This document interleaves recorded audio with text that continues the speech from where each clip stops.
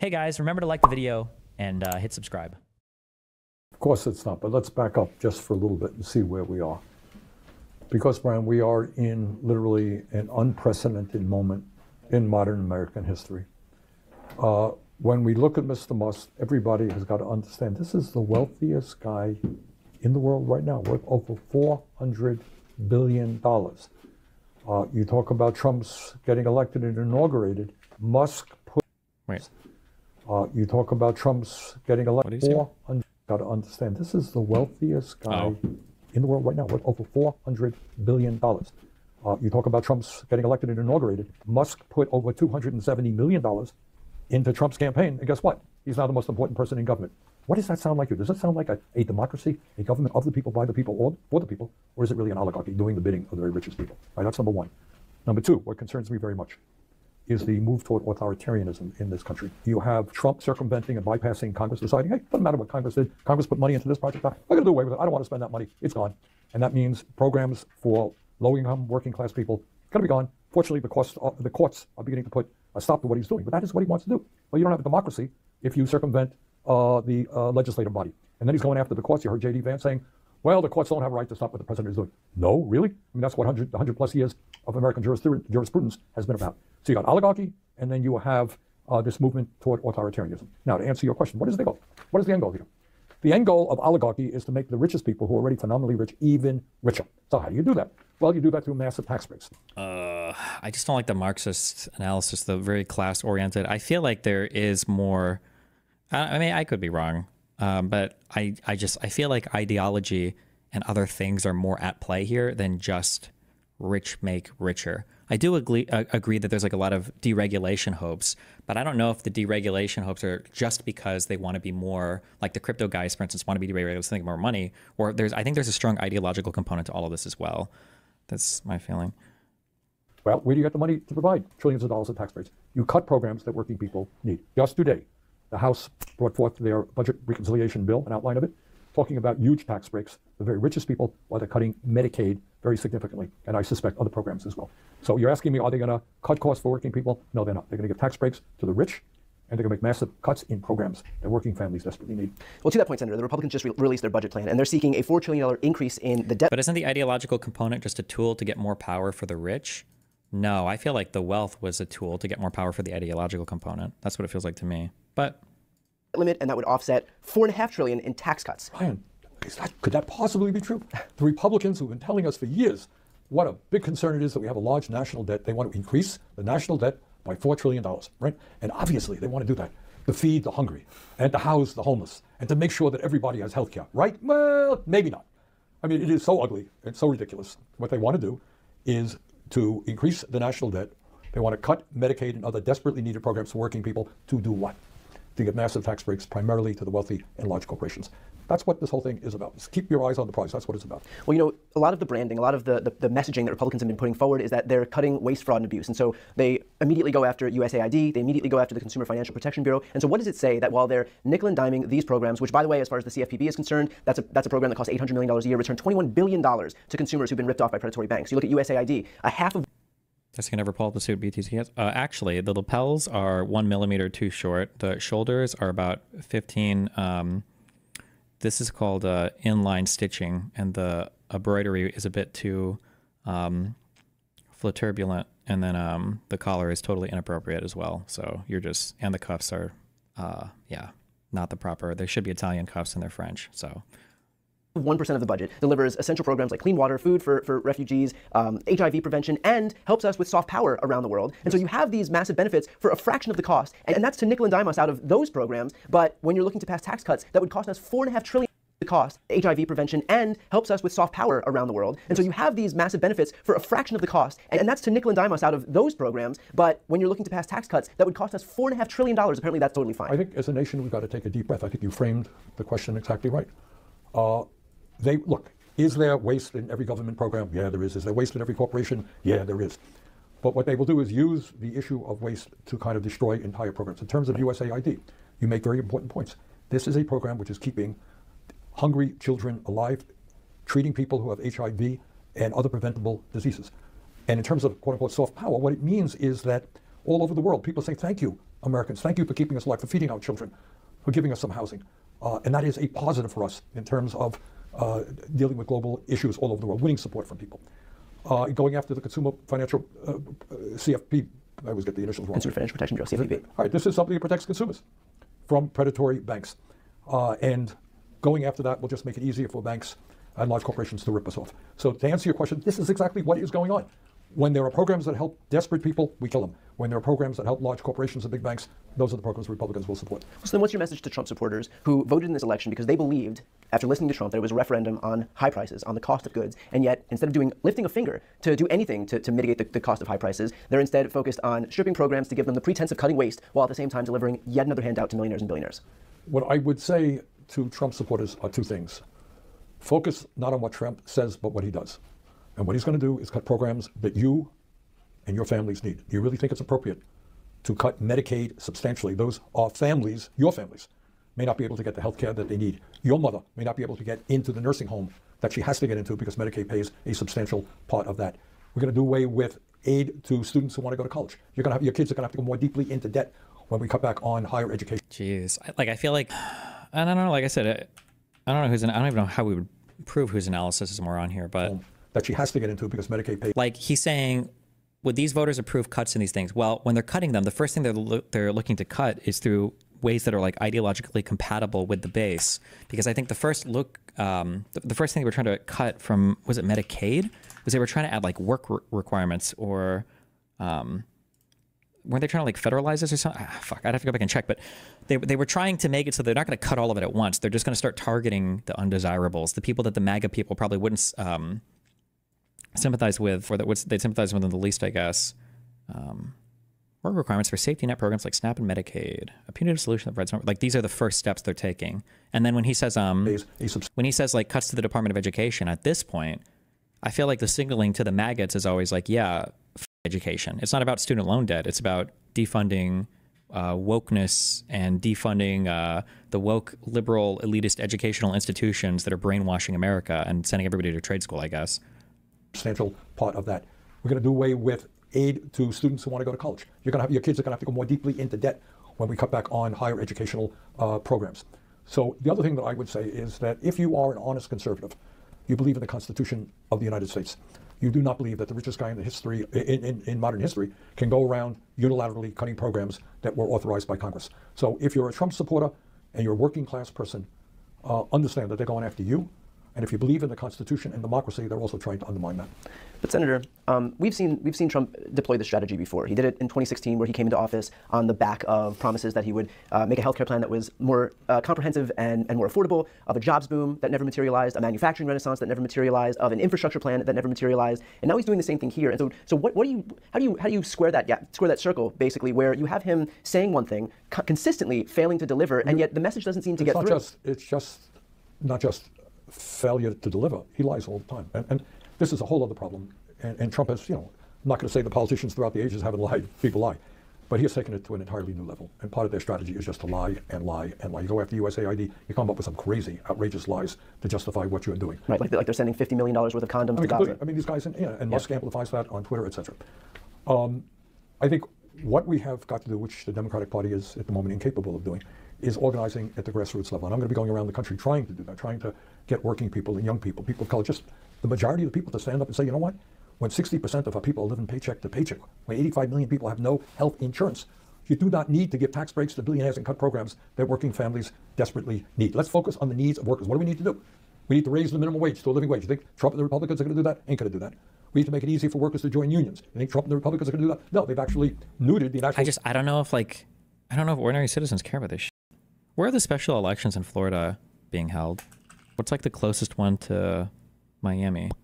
Somebody tell me in chat. The Labor Relations Board, which will make it harder for workers to get their union victory certified. Do you think Trump is going to do anything real about lowering the cost of prescription drugs? I doubt it very much. So what we have got to do is focus on the needs of working people. What are they? Healthcare system is broken. Childcare system is broken. Housing crisis of enormous consequence. Climate change is threatening the entire planet. Florida's 6th congressional district. Jesus, that looks like it's way the up there. What the? Planet. And we can create a whole lot of jobs moving to sustainable energy. Stay focused on what is important to working people, expose the hypocrisy of Trump. I think that's kind of what we got to do. There are those who would say that Democrats did focus on those issues in the lead up to this past election cycle, that you had people talking about healthcare, reproductive rights. Do you think that Bernie's economically literate? I disagree with his economic ideas, but he has like a general foundation of economic knowledge. Like when he speaks, he seems to at least understand what he's saying. Yeah. Workers' rights, and that it wasn't enough to overcome the messaging that was coming out of the right. And so how do you contend? How do you contend with that? I agree. I don't think people were talking about healthcare very much at all. I mean, what they were saying is, we will defend the Affordable Care Act, right? Against cuts. Republicans will want to cut it. We will defend it. Fine. That's good. Do you think that's enough? The current healthcare system is broken. It is a disaster. We're spending twice as much per person on healthcare any other nation. 85 million uninsured. 60,000 people a year dying because they don't get to a doctor. Yeah. We pay the highest prices in the world for prescription drugs. It's not enough to defend the Affordable Care Act. We need to do what every other nation on earth does. Guarantee healthcare to all people as a human right. That's why I strongly support Medicare for all. But what the Democrats have got to do is come up with a strong, progressive agenda. Not only do we have 800,000 people who are homeless, you know what else we got? Millions of people spending 40, 50, 60% of their limited incomes on housing. What about a massive housing program, putting people to work, good union jobs, lowering the cost of housing? You got to think big, not small. To Trump's credit, I mean, he lies all the time, etc. He thinks big. Yeah. Democrats think incrementally. Maybe in 18 years, we will have accomplished this. Not good enough. To that exact point, in 2016, you mobilized a massive movement around the country. I mean, he lies program, putting people to work, good union jobs, lowering the cost of housing. You got to think big, not small. To Trump's credit, I mean, he lies all the time, etc. He thinks big. Yeah. Democrats think incrementally. Maybe in 18 years, we will have accomplished this. Not good enough. I feel like that's not a fair comparison because it seems like all the conservatives want to do is destroy. Like, it's easier.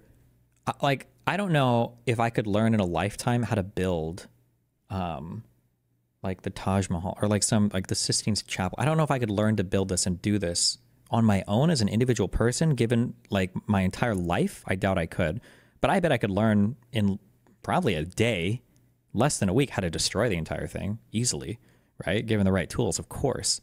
So, I mean, it's easier when you're a Republican and you want to defund everything and destroy everything and lower taxes and get rid of as much of the government as possible. Yeah, that's an easier, simpler message than, well, we want to implement these programs, but we have to make sure that they're checked for waste, fraud, and abuse, and then we have to make sure that they're effective, and then we've got to make sure that they're funded correctly. And like, yeah, no shit. To that exact point, in 2016, you mobilized a massive movement around the country among grassroots Democrats.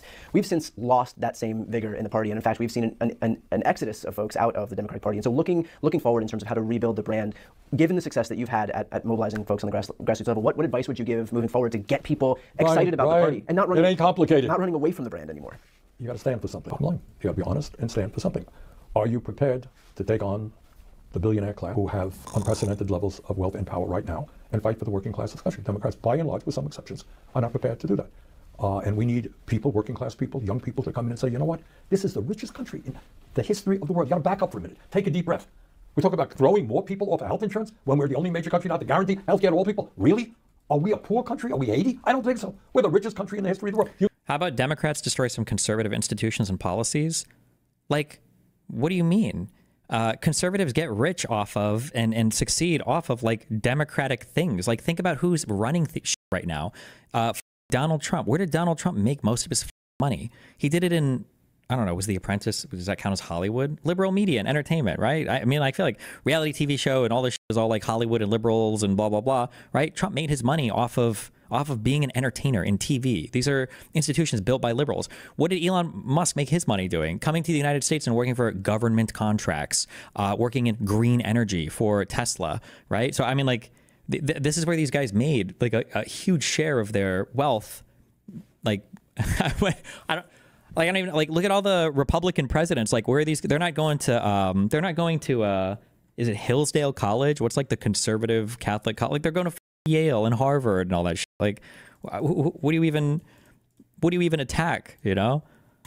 You tell me, why can't we guarantee health care to all people as a human right? Why can't we have the best educational system in the world, from childcare all the way through graduate school? You think we can't afford to do that? We can. Why aren't we leading the world in combating climate change and creating jobs doing that? Think we can't do that? We can. Bottom line of all of this is you're looking at enormous power and wealth in the hands of a small number of people who could care less about working class people, not on their agenda. For some reason, which frankly I cannot understand, they suffer from the addiction, very serious problem, of greed. You got $50 billion, ain't enough. We're gonna cut Social Security so I can get a tax break and maybe get $55 billion. That's the world we are living in. Have Democrats made that clear? No. Do we have to make it clear? Yes. Can we rally the American people, conservatives, progressives, around that approach? I think we can. Why do you think it's so difficult to convince working class Americans that the billionaire class is not interested in them? And if conservatives can attack institutions with made-up charges, do that to Fox News and Twitter. But Like how? Like even when you have real charges against like Fox News and Twitter, nobody gives a fuck. Like they make up shit from the Twitter files, so that doesn't matter. Nobody talks about the Dominion lawsuit, so that doesn't matter. Like what do you even say or do, you know? And that their economic policies aren't actually redounding to their benefit. If you look back to the Reagan days of trickle down, 1980 is really when this plan was implemented, and that is when income inequality exploded in this country. I'll put a graph right here on the screen to overlay over on top of this video to give an indication of what that graph looks like. But since those days, we have seen income inequality explode, and yet they continuously, you have a Republican base that continuously falls for this trap of thinking that so long as we continue to rig the rules in the favor of the millionaire and billionaire class, that it will somehow redound to the benefit of the working class. And all the while, income inequality continues to explode in this country, but we continue to perpetuate this cycle. All right, but I don't quite agree with you. I agree with what you're saying, but I think you're letting the Democrats get off a little bit easy here. I think what is going on is not that people really believe, Trump has a lot of fervent supporters, I know that, but I don't think there's overwhelming support for the Republican ideology of giving tax breaks to billionaires and cutting Medicaid. But I think what has happened is people looked at the Democratic parties and they say, you've been talking for years, what did you do? Yeah. You had Bill Clinton, and Bill Clinton developed these terrible trade agreements that led to the shutting down. Oh yeah, because Bernie hates NAFTA and all that. Tens of thousands of factories in America. You had Obama. Well, Obama bailed out the banks, didn't he? Did he really protect? Oh, and they hate the TARP bailouts. They think that we should just let our entire banking system collapse, and then seen what came up afterwards. Working class people to the degree that he should have. No, he did not. And I think in Biden you had actually the most progressive president, but not doing all that had to be done by. Why does Bernie hate NAFTA? Because Bernie is significantly to the left on econ, and Bernie would actually agree with some kind of protectionism or populism when it comes to economic policy. So, like Bernie was on the other side of the H-1B issue, right, as well, right? He didn't like H-1Bs. Bernie would prefer protectionist policies for your domestic industries, so protecting trade, not free trading with countries who's like not paying their workers and stuff like that. He wouldn't be like a big globalist free trade guy. In fact, my guess is if you Google like Bernie Sanders. Fuck it, I'll make a prediction here. He probably does. If you Google Bernie Sanders IMF, he's probably going to be talking about how the IMF uses loans and stuff to take advantage of and destroy third world countries. Bernie Sanders, Elon Omar lead call for World Bank IMF debt cancellation. Yeah, these people will tend to have these buckets of beliefs, I think. To be fair, I couldn't judge him just from this one statement. I'd have to go and find something else. By any means. So I think it's not so much an attraction to Republican ideology as saying, Democrats really, you say these things, but you don't do it. So to get back to the bottom line here, you need a Democratic Party that actually stands for the working class, not just rhetorically, but in reality. That means taking on the big money interests and fighting for working families and fighting for an agenda which will improve life for working families. Practically speaking, though, do you have any concern that by going after these interests, we've seen how when Republicans and Trump embrace them, all these people heap money onto him, heap attention onto him, and so you have, for example, all of these tech billionaires. Once they recognize that he would be better for them, well, they threw their support. Right. These are the great liberals of a few years ago, right? Right. But it stacks the. So dead wrong. Bernie doesn't like NAFTA because of offshoring. Yeah, you're repeating what I just said. He's like not pro like free trade. Yes. When you want to keep every single industry in the United States, when you don't want to export any of your supply chains to any other country ever, sometimes they use excuses like, well, that's slave labor over there, whatever. Yes, that's being anti-free trade. Yes. Deck against Democrats in such a way that they're able to then rig the rules in Trump's favor because he would be more favorable to him. Let me look at it a little bit differently here. And that is, at the heart of everything, is a very, very corrupt campaign finance system. Yeah. Okay? And to be honest with you, I don't know how you change things fundamentally when you have people like Musk, not just Musk himself, contributed, what was it, $270 million? Yeah. One person. I ran for president of the United States. We raised hundreds of millions of dollars. You know what the average contribution was? In one case, it was $27. Millions of people contributing a little bit. When you are representing big money interests, you don't have to worry about small donors. You got to bring 10 people into the room. You can raise $1 billion, $2 billion. That's it. And for these guys, it's a good investment. So bottom line is, on that, you got to get rid of the Citizens United. It has got to be one of the major priorities of any serious political person. Get rid of that. Billionaires should not be allowed to buy elections. And finally, Senator, if you had one message to Democrats right now, I mean, look, the 2026 election cycle started January 21st, 2025. If you have a message to your colleagues in the Senate, the Democratic House Caucus, what would you say moving forward to put us in the best position to be successful? You've got to understand the strategy of the last many years has failed. All right? Years ago, the white working class deserted the Democrats. More recently, the Latino working class deserted the Democrats. Some black, the strongest supporters are also deserting the Democratic Party. And you've got to understand why that is the case. And so what I would say to my Democratic colleagues is you got to break with the past. You got to stop worrying about the campaign contributions. They will come in small donations if you stand tall. You need to have the courage to address the crisis of oligarchy in America. Take these people on. And if you're clear in your message and you're willing to fight for working people will support you. Senator Sanders, thank you so much for the time. Thank you, Brian. Thank you. Wait, is this original art? Because I will steal this from my Twitter so fast. Did this guy draw this, or was this posted somewhere else on the internet? This is epic. Holy shit. Holy fat Zezvaz. Oh no, I doubt it. Why can't you guys think of shit like this? It's kind of old. It's a Portuguese comic. Well, me then. Jamie Raskin, thanks so much for joining me. It's great to have you in DC. Oh, thanks. So right now we're watching as Elon Musk has taken an axe to so much of the federal government and so much of these programs that really do help regular American people. I'm talking about the CFPB, I'm talking about USAID, and of course he's going from one agency to the next. At the same time, we now have seen reporting that, for example, Tesla got a $400 million contract. So really taking away from one hand and handing it to the other on the form of a handout to the very guy who is regulating or who's taking it upon himself to unilaterally cut spending to all of these other agencies. Can you speak about what Elon is doing here by virtue of framing this as some big operation to cut wasteful spending in the government, only to see so much money then go into his own pocket? Okay, let's start with this. The whole anti-corruption crusade is an absolute fraud. They started by decimating the ranks of the inspectors general. These are the people whose job is actually day in and day out, 365 days a year, to ferret out waste, fraud, and abuse in the departments and the agencies. They can only be fired if the president notifies Congress 30 days in advance and gives a specific rationale for why they're being fired, because you can see... God, fuck. Like, this is so true and it's so important, but it just sounds so boring to say. The danger in allowing the president to remove an anti-corruption fighter within each agency or department. They got rid of 17 of them in the first week. I think they just got rid of the 18th because they were mad at that one. Is there a way you can make the structure of government sound more exciting? If you were interested in fighting corruption, those are the people you'd be talking to. They're actually doing it day in and day out. They're not trying to take over the computer systems. They've never had to take over the computer systems to do it. They can demand accounting and go through the books. But that completely debunks the claim that it's anti-corruption. What's coming out now is all of the very deep conflicts of interest that apply to Elon Musk with almost every federal agency or department that they've dismantled or whose internal computer machinery they've seized. Take the ones you mentioned. The CFPB has dozens and dozens of complaints from consumers about financial practices of Tesla. Well, what happens when Elon Musk takes it over? They just disappear. That's gone. The National Labor Relations Board, I think you mentioned, lots of complaints and actions against Tesla for violating the rights of the workers at his companies in violation of the National Labor Relations Act. So you go right down the line, but of course, the most glaring conflict of interest of all is that he is a government contractor himself who collects billions of dollars from the US government. And so then he claims he finds some objectionable video that somebody produced in video in Peru who also had a grant from the federal government or something like that. And he's talking about $10,000 or something. It's a joke. This guy is taking us for a ride. And like all authoritarian and fascist movements around the world in history, corruption is at the heart of it. It's all about allowing people who have lots of wealth and power to seize ever greater parts of the national wealth. How is this not a red line for these folks who maybe in good faith at some point have wanted to root out waste, fraud, and abuse, have wanted to limit federal spending, only to then see this guy, again, to your exact point, take away programs that thousands of dollars here and there, only to heap millions of dollars worth of programs onto himself? No, I mean, with Trump and Musk, you're in for $1, you're in for $1 trillion. I mean, you're just going to go with whatever they tell you to say. And what's so shocking and shameful... Why is the camera moving? I think he has one very wide shot set up, and then he does a digital shaky cam on each of these two guys' profile. Interesting choice. About the whole thing is that I've got colleagues who run the oversight committee of the House of Representatives. If they thought there was some waste, fraud, or abuse, they've got the subpoena power. They can have anybody come in and talk about it. They don't even bring Elon Musk in to talk about it. They've just created this monstrous fourth branch of government. He can do whatever he wants. He goes way beyond presidential power. The president could not get away with completely distorting congressional purposes and setting up federal agencies. The president could not abolish a federal agency or department set up by Congress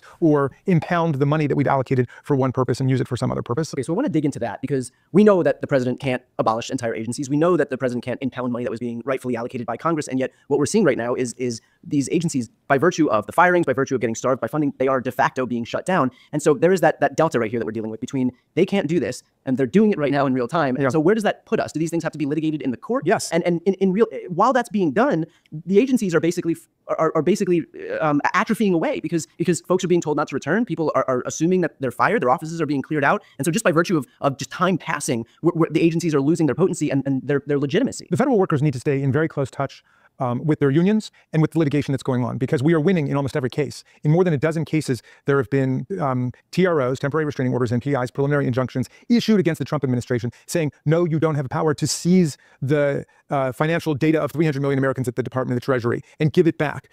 No, you don't have the power to sack 90% of the workforce at USAID and violate all the contracts you have and stop the flow of federal money that we've already appropriated and that's already been programmed. So we've got to stay on all of the cases in Congress. The Democrats, we're going to be filing amicus briefs in all these cases at the appellate level, and some of them we're going to even be trying to file at the district level to get our voices heard there. But we need to be supporting the lawyers and the people who are willing to take Trump to court because we are winning. And that's going to be a really important part of filling that gap you talk about between what the rule of law says and then what's actually happening, because we're dealing with a band of incorrigible, lawless plutocrats who think that they can just control the whole U.S. government. And I keep thinking about what Steve Bannon said about Elon Musk. He said he's a truly evil individual, and he's part of this. Steve Bannon. To say somebody is a truly harmful individual is really saying something. Well, he knows that whole crowd, so he knows what he's talking about, and so that's quite a statement. But in the Silicon Valley, in that network of right-wing billionaire libertarian turned authoritarians, they are very open about the fact that they think that democracy is obsolete.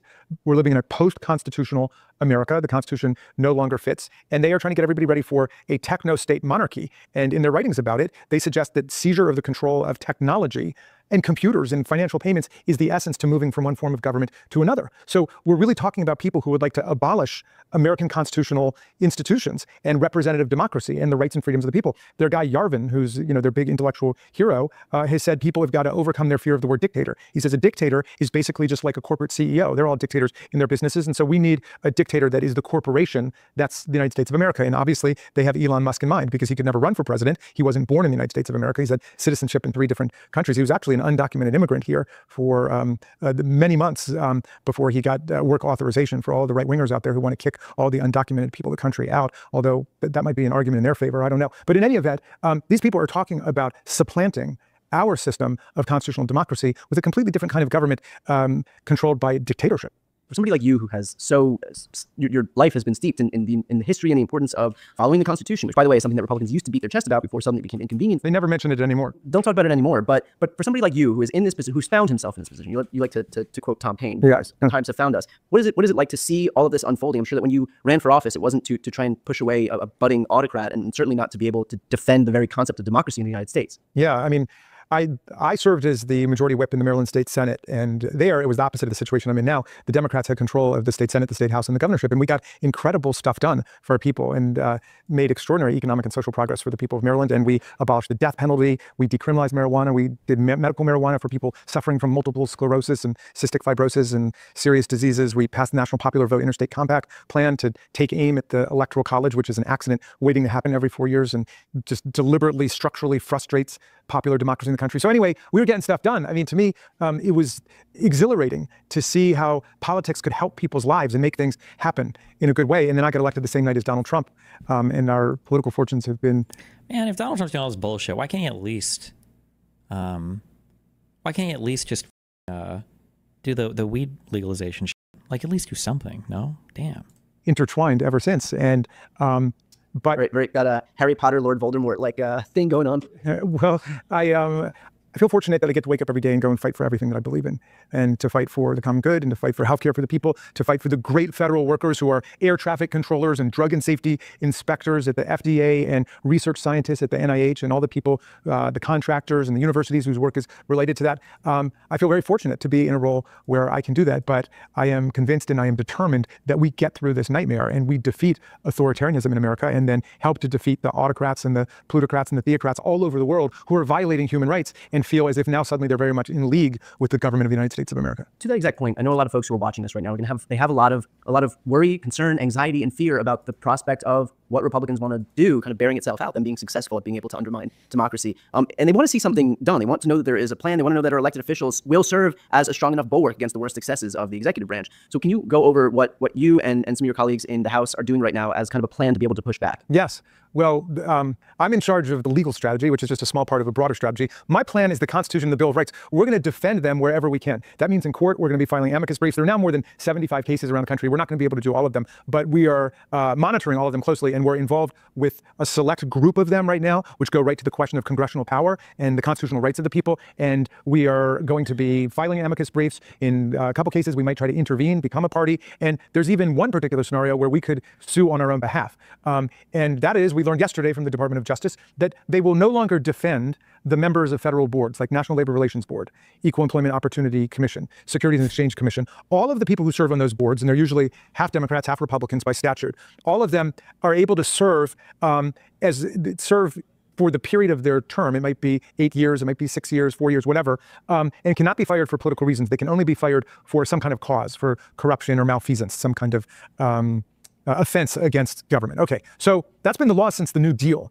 There's a Supreme Court decision called Humphrey's Executor, which stands for the principle that it's okay for Congress to set it up like that, to have terms that go from the Trump administration to the Biden administration. The Federal Reserve is built that way too. And so Yes. this way it insulates some systems that just the country more broadly rely on not being politicized. Right. It's like being able to fire the Fed chair so that you can help yourself politically by using the Treasury. Exactly. And the FBI director was like that, a 10-year appointment. Well, look, Donald Trump has taken the position that his scholars call the unitary executive position, which is that anything that is under the executive branch of government, writ broadly, including the independent boards and agencies, are not really independent, but are rather subordinate and vertically reporting to the president. So the president can fire any of them for any reason, for political reasons, for reasons of retaliation, and Congress cannot stand in the way with a statute which says, no, this is a 6-year term, or this is a 4-year term that has gone into your administration. We learned last night, this is really an historic and dreadful statement, but the Department of Justice said they no longer will defend these statutes. So people are going to start. Destiny, real question. Do you think a guy like Raskin survives an interview with Crowder or Tim Pool? Raskin? This guy is incredibly sharp. He was on the J6 committee. This is a really smart dude, and he knows his shit really well. I would imagine he would. I don't know if he's done adversarial interviews with people like that before, but this is a super sharp dude. I wonder if Shapiro still thinks that the guardrails will hold. Also, must-see plan TLDR. We have no idea what to do other than to wait for them to ignore the court decision into oblivion. I mean, what else? What else can they do, huh? Dreadful statement, but the Department of Justice said they no longer will defend these statutes. So people are going to start to feel the consequences of this outrageous monarchical and ideological assault on the laws of the people, the programs of the people, right? That's what government is. In a democratic society, government is just us. In the people, we pay relatively low wages to go and do our work. What's the job of the president? Is it to be a king? Is it to be a monarch? Is it to do whatever he wants with the workforce? Is it to run roughshod over the laws of Congress or impound the money Congress has allocated? No. The core job of the president in Article 2 is to take care that the laws are faithfully take the laws that Congress has passed and implement them. That's the job of the president. So why do we have a civil service with air traffic controllers and at the FAA and food and drug safety experts at the FDA and research scientists at NIH and weather people at the National Weather Service? Why do we have it? To implement the laws, the programs that the Congress has adopted. And who's directing Congress? The people. The people elect the Congress, we write the laws, and then the people that we hire into the civil service implement the laws. And the president is supposed to help that process, to take care of that process, not destroy it. Well, I'm grateful that we have you fighting on our side, and I know that there's a lot more fight to go. You always manage to find yourself right in the middle of this stuff, whether it's impeachment or now very, very much in the prelude to a constitutional crisis at the hands of Trump and this executive branch, and a legislative branch that's perfectly content to contract its power, its autonomy over to Trump. So we will, of course, stay on top of everything. Congressman, appreciate you taking the time. Well, appreciate what you're doing, Brian. The media are the best friends of the people, not the enemies of the people, the people's best friend. And you exemplify that today. So keep up your great work. We'll get through this nightmare, and then at that point, I'm going to drive all the way across the country, and I'll come out and see you in California. Which will be safer than flying these days under the Trump FAA. Jesus. The USPS has unveiled a new fleet of next-gen delivery vehicles designed by Oshkosh Defense. It's a little goofy, but it's so they don't kill kids. Who needs them? All right, I'll be back in the restroom and then we'll read a chapter. Be careful, don't die. 1 sec. Oh, look at my iPad, sorry. Yesterday, Argentina's president, Javier Milei, is that how you pronounce it? Launched a token called $sign Libra. It was meant to attract investment and support businesses in the country. Instead, what followed was a complete disaster, both from Milei's reputation